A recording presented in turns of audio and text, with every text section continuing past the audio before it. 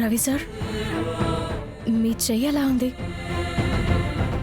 నొప్పి ఏమైనా తగ్గిందా?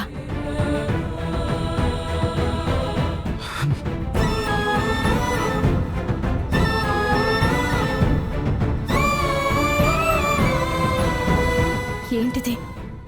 ఏం చెప్పకుండానే వెళ్ళిపోతున్నారు. ఏమైంది దీనికి? బంగారి, ఈ ఫైల్లో నువ్వు సైన్ చేయాలి, రవి కూడా సైన్ చేయాలి. రవికి ఇది ఇచ్చే సైన్ తీసుకో.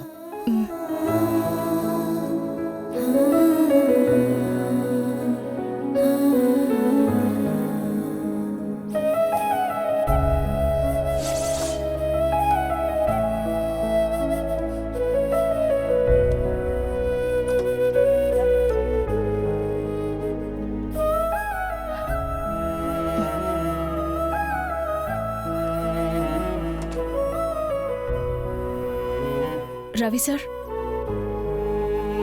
ఈ ఫైల్లో మీ సైన్ కావాలి. అక్కడ పెట్టు, నేను తర్వాత చేస్తానులే.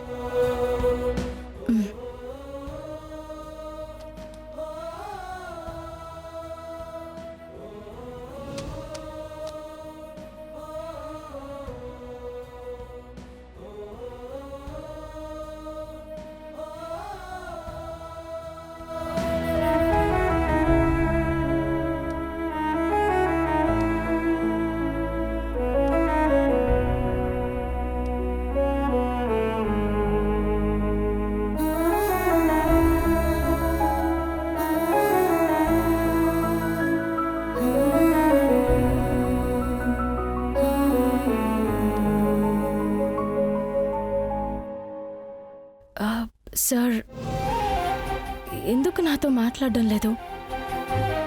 నా మీద ఏమన్నా కోపమా? ఏదో డిస్టర్బ్డ్గా ఉన్నారు.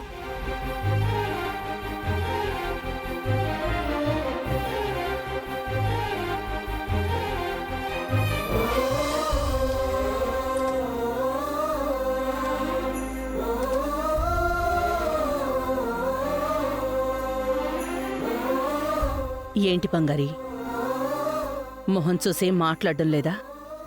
మనం వస్తే వాడు వెళ్ళిపోతున్నాడా?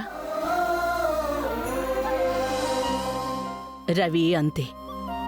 వాడి వల్ల ఎవరికైనా ఏమైనా అయ్యిందంటే వాడిలో వాడే కృంగిపోతాడు.